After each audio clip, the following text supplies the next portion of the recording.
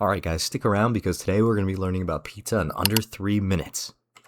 Alright guys, so pizza really takes place all the way back in ancient times, right? We have ancient Egypt as the start of our journey, and back then they made something called an Egyptian flatbread, which was a flatbread with oil and simple herbs to add flavor. Now this kind of sounds like pizza, right? We're missing a couple ingredients, but you can imagine a flatbread with oil and herbs. Yeah, we're almost there, right? The next iteration is really going to be the Greek flatbread, which incorporated a big ingredient that still plays a large part today, and that was cheese. So now we have cheese, herbs, and oil, and you guys can see we're building up. And our next big jump is going to be the Roman flatbread, which took the cheese, the herbs, and the oil and added in things like vegetables, which kind of simulates a tomato sauce. They didn't really have tomato sauce yet, but tomatoes, other vegetables like that. So we're getting close to the same taste as a pizza, but we're not quite there yet.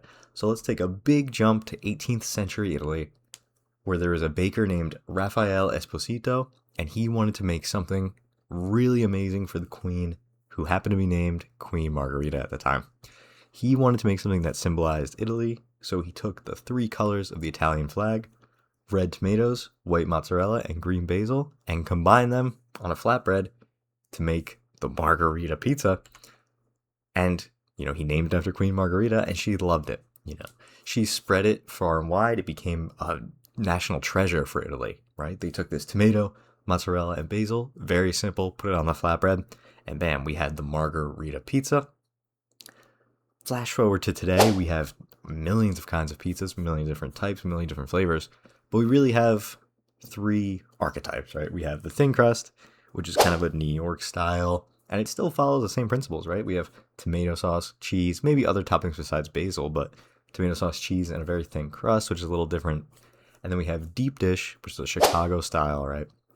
Same idea, cheese, tomato sauce, and then usually a third topping. We don't really, don't see the basil as much in this type of pizza, but very popular, kind of shows the evolution of where we're going, right? Neapolitan, which is really the traditional style of pizza. It's a little bit thicker. It has the tomato sauce, the basil, and the mozzarella cheese. So really going back to Italy. But I just think it's amazing. We really started as somewhat of a gift, right? A gift to a queen, and now it's a gift for everyone. So there you go. Now you know everything about pizza in under 3 minutes. And in conclusion, we all love pizza. Yeah, don't forget to like and subscribe and comment down below what your favorite type of pizza is, and if you were surprised with how Margherita Pizza got its name. But yeah, thank you guys.